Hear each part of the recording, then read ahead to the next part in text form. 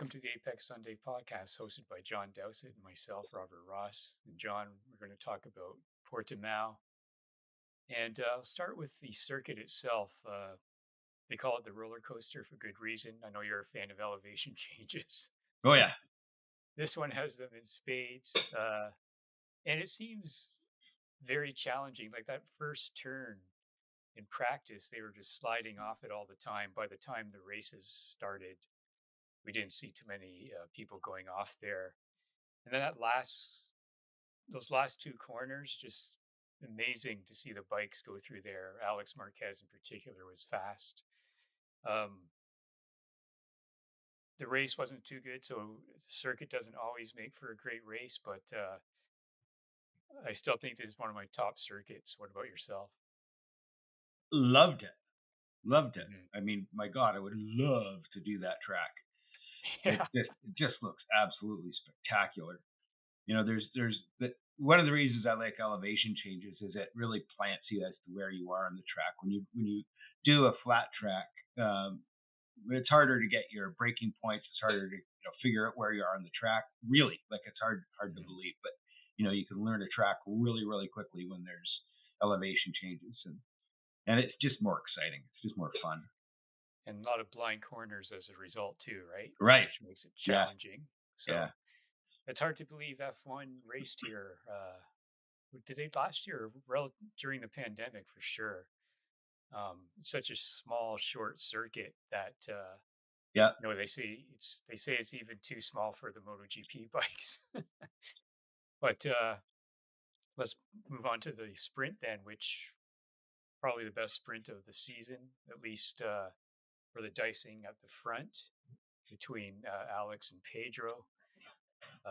And what I liked about it was a clean battle, fierce, close, but no contact. I don't mind a little bit of contact, but that was just a spectacular battle, and it couldn't It last forever. But it was the best event of the season, wasn't it? yeah, I I mean, think so. phenomenal. Yeah. And it speaks to the rider's talent again. I thought like to do that with those bikes, that speed on this circuit, just spectacular Yeah. riders. Yeah. Yeah. Um, See them coming over the crest of the hill, the front wheel off the ground, and you just wonder what it's like to replant that front wheel and then straight mhm. into a corner. It's just, man. While you're battling and Yeah. keeping it so close, and Pedro has really turned the corner this half season. He was so successful in Moto 3 and Moto 2. He would win from the back and so forth. So a lot was expected of him. And I know that the last race, he said, "Okay, let's be done with the electronics, trying to figure out how to better manage the tire by adjusting electronics. I'll do it with my wrist." And right away, he's not winning, but he's on the podium and close to the top. Yeah. And the rider making the difference over electronics and so forth. This is the kind of racing I love, and the sprint was spectacular. Bezz couldn't keep up in the sprint, but then in the race, everything changes. And one of the perhaps disadvantages of a sprint is you can collect a lot of data, which then you use for the race. Which, if you didn't have the sprint, you wouldn't be racing, you would be practicing, but not racing. So the data is a little different and you make adjustments. Now, I think the race was really quite boring in contrast, obviously. There was some footage downfield, which is somewhat interesting, but kind of like a train for the most part. Hmm. And And bigger gaps than usual. absolutely, yes. And I thought if you look at Alex Marquez's front tire towards the end when they did the close up, Just shredded. yeah, Bez just managed the tires way better than Alex and Pedro, and made Hmm. adjustments and just dominated the race. Again, we've seen Alex improve, we've seen Pedro improve, and Bez as well. These are all very much top riders now, at one with their equipment to an extent and getting what the most they can. They can't be successful every time. I thought Alex might have won the race given his performances recently. But again, a second place is a great result, especially with that tire Yeah. toward the end, Pedro coming up. What did you think of the race, other than it was boring in contrast in the big gaps? Well, it's interesting you said that, because one of the things I was wondering was, looking at Alex's tire, was, Mhm. had he managed his tire a little bit better, would he have been able to get out front? And I think he probably could have if he'd managed it better. But then I don't really know. I mean, what do you think? Well, they use different tires than like they use soft in the Right. sprint and medium, and so once this kind of leads into the superbike rider Nicola Bulega substituting for Mark. So we'll get into that in a second. But once you have such a different tire and far more laps than the sprint, obviously things change, and you just couldn't do it, I guess. And this circuit again is such a challenge, and but those three in particular were gapped quite a lot, but they were way ahead of everyone else. Hmm. Um, so I lots of respect for Bez managing his tires and dominating. Uh, Pedro doing his best. I thought Alex, did his best on those tires, and a little bit surprised that he wasn't closer. But that's just the way some of the races go. Sometimes, I mean, overall throughout the season, most of the races have been good, but this had to contrast with the best sprint we've seen all season. Oh yeah. And I wonder how exhausting it is to drive that track Oh in yeah. relation to other tracks. It's Hmm. it's got to be it's got to be an exhausting track. Yeah, absolutely. I mean, they're lucky that it's in Portugal and not in one of the super hot countries where it'd be even more exhausting. But Yeah. you know, despite the race being lots of gaps and a little bit boring, again, just a lot of respect for the riders. Fabio Quartararo doing well on the Yamaha. Uh, we saw um, Ayogura do pretty well Hmm. as a rookie. Did really well. Yeah, so and considering again the circuit is such a challenge, so uh, before we get into there's Brad Binder as well. He moved his way up during the race, Hmm. but we had Honda with a couple of clutch failures, although the second one isn't confirmed. Joan Mir starts and then he's done. We saw the Honda engines blow up in practice. Uh, which race was that? I can't remember offhand, but Two oh yeah, races it was ago, right? Australia. Sorry, I thought it was two races Australia. ago. Yeah. Yeah, yeah. So this kind of marks a difference in the way Honda works, where they're being more experimental and pushing to improve. Whereas one of their problems in the past is they would get a new part and test it to death to make sure it's reliable and so forth. And that's the consumer car philosophy, right? Right. That Honda and Toyota have had for years, where we're going to use this because it works. We're not going to change because it works.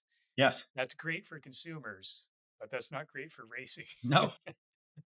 No. So, it took them getting new people in to get that out of their system.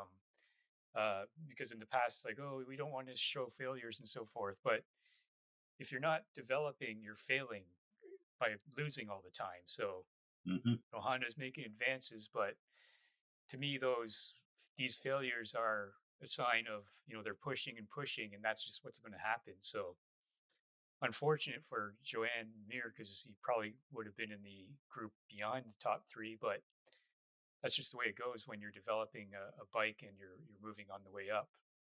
The We've seen it. frustration, his frustration was so palpable. It was unbelievable. Yeah. I mean, can you imagine? I mean, Mhm. really, really crappy luck. Yeah. Yeah. What were But you going to say about Bulega? So Bulega comes in from Superbike. He is the only guy who challenged Top Rack in the last 2 seasons, so he finished second in the championship. I remember him from his Moto 3 and Moto 2 days. He was part of the VR46 Academy. He was too big for Moto 3, so they moved him up to Moto 2. And it just never happened for him. He quit the VR46 Academy, spent another year at Moto 2, didn't get results.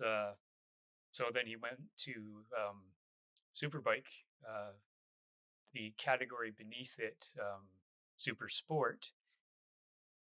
Did a good season the first season, then won the championship the second, moved up to Superbike, wins the first race he does at Phillip Island, which is a rider circuit, as we know. And it challenges challenges Top Rack for the 2 seasons. So, and he's the test rider for Ducati next season in MotoGP while he's doing Superbike, because they're moving from from Michelin to Pirelli, which is the opposite of Superbike. Superbike's going from Pirelli to Michelin. So, and looking at Bulega's results, pretty good, I think. I mean, hopping on a bike, he had 30 laps of practice before at a different circuit. And he just said the bike is just totally different than a super bike. And the braking in particular, he said you have to be very delicate at first before you really hard. Whereas in Superbike, you just slam on the brakes because the Pirelli tires can take it.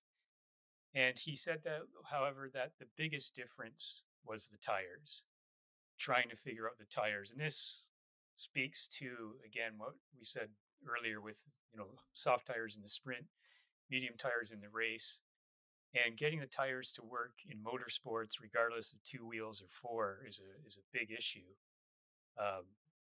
And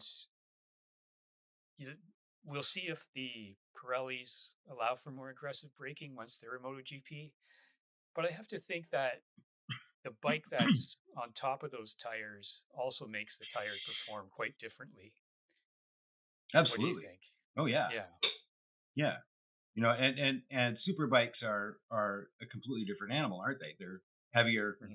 They're lighter, I think. Oh, are they? I can't remember. They're definitely production bikes, so they're heavier. Yeah. And just that weight would probably assist in stability and hammering the brakes. Mm-hmm. The lighter you are, the easier it is to lose traction. Right. So he slammed on the brake and just fell on the straight because he was fresh off Superbike, and adapting is pretty difficult. So, so it's interesting to see. He also talked about the devices, sort of you have to get used to those kind of things, and they'll be gone after next season. So the other thing I wanted to bring up is, did you notice Alex Marquez at the starts, where all the other riders are crouched down, and he's straight up, and then when a certain amount of lights goes, he whips himself down, and that's because of a better way to engage the hole shot device at the start, because it often doesn't pop into. You have to really force it in. So that's the explanation for that bizarre kind of behavior. I mean, it has a reason. So I found that pretty interesting. But other than that, for the rider, very difficult. The top 3 were great, but I'm going to go with Pedro, because I think he had a bike that was and is less capable than the Aprilia and the Ducati, and he stuck with them for as much as possibly he could. Right. He didn't fall. He collected points. So I'm going to go with Pedro for the rider, and for the event, it's such a mixed bag. It's like, but I'm going to give it an 8, because the sprint was just outstanding and so entertaining, and that's the kind of racing you love to see. What about yourself? I give the sprint a 10 and the race a 4. Right. So what does that work out to? 7.5. Yeah, something like that. But Yeah. but it made it worse because it would be nice if it was the other way around, Yeah. because it was anticlimactic coming into the race. The sprint was just so bloody awesome. Yeah. As far as rider, Bez was just phenomenal Mhm. in the race. I mean, just so Was. consistent. And I agree with you with Acosta for the event. But you know what? I don't think so. I think I'm going to give it to Zarco because he didn't crash. Okay. Yeah. Yeah, Yeah, he's actually finished. He actually finished. he What was it? Ninth, I think. he initially didn't get the upgrades Ninth. because he didn't like them. And then he said, "Oh, I've got to adapt to these upgrades." And so that's the process. Now, last time we briefly talked about, if we couldn't select Marquez or Alex for Right. a team, who would we select? And so I thought my obvious choice, Fabio Quartararo, comes to mind because I still think he's second to Mark in absolute ability and so forth. His emotional uh, status, I'm a little bit iffy about that. So I think I'm going to go with Pedro Acosta. I think his potential is showing now, and he's going to be, one of the top riders. Bez comes to mind easily, but I'm going to go with my bias in Joanne Mir. I think that would be a great team. What about yourself? Wow, that's an interesting choice.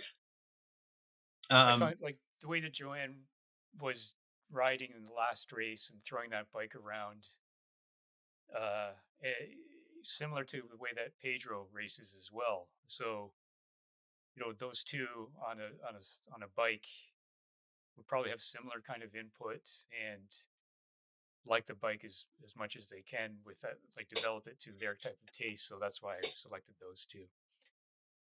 Oh, it, sorry it for interrupting. oh, that's all right. It's very tough for me, because there are some young guys that I think just have incredible promise. Hmm. Um, but now I want to get sponsors to pay for it all, so it's probably going to be Bez and Acosta. I think Right. it's a Yeah. given. It's they're I can't argue with that either. I mean, you know they're there. what a team Um, that would be. uh, but hey, it's how would they be together? That's the question. And are they Yes. going to help each other? I don't think that Bez is going to help his teammate much. Um, Right. I think Acosta might, but I don't know about Bez. It's hard to say, isn't it? It is. I mean, we're so far removed from it, Yeah, right? So, yeah, yeah. it's all just speculation at this Right. point Yeah, from what we can gather. So we conclude in Valencia coming up, last race of the season. There'll be 42 races if you include the sprint, so very exhausting. I have no idea who's going to win either event, and people have talked about this without Mark. Who's going to win? yeah, Um, so looking forward to it. Uh, Looking forward to the testing. Not so much the immediate test after the race because I don't think that's going to tell much. You put Alex Marquez on the 25 bike. Will he say the same things Pecco's been saying? Uh, yeah. we don't know. And rumor is, and people are saying, and this has come from Matt Oxley, the writer for Motorsport Magazine. He's convinced that it's the new GP26 will basically be a GP24. Uh, that's the best Really? bike that Ducati's built in recent times. Yep. Uh, Most people respond to it really well. Alex has done super well. Frankie Morbidelli and the VR46 team in total, they've kind of underperformed, especially compared to Grassini, who have two GP24s and not a GP25. So it would be kind of interesting, but until the GP26 comes out, that's really the testing that comes preseason is the testing that really means something. I think Ducati's said they've kind of paused development while Mark's been out. And everyone talks, well, that means it's a disaster for every other rider. But I repeat what I say: when Honda had its problems, he said the same things that the other riders said. He was just able to ride around them. So I don't think Mark is a danger to development. And indeed, Ducati have said that he's so good at technical feedback, the engineers are just taking all of his information. And he's done things like, let's put cameras at these spots around the circuit to analyze the other riders and so forth to see what they're doing. Like, this is a guy who's serious about winning all the time, and he has the ability to do it. So it's a shame we're not seeing him ride at the last race. Jorge Martin may come back if he's approved medically, but we can't expect any results. He's been gone for so long.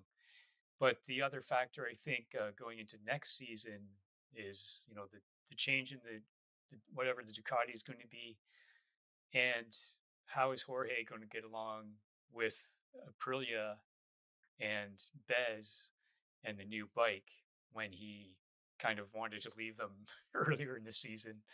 That's been all patched up, but I know that kind of stuff still exists. And Jorge was supposed to be the leader. He's crashed out of this entire season.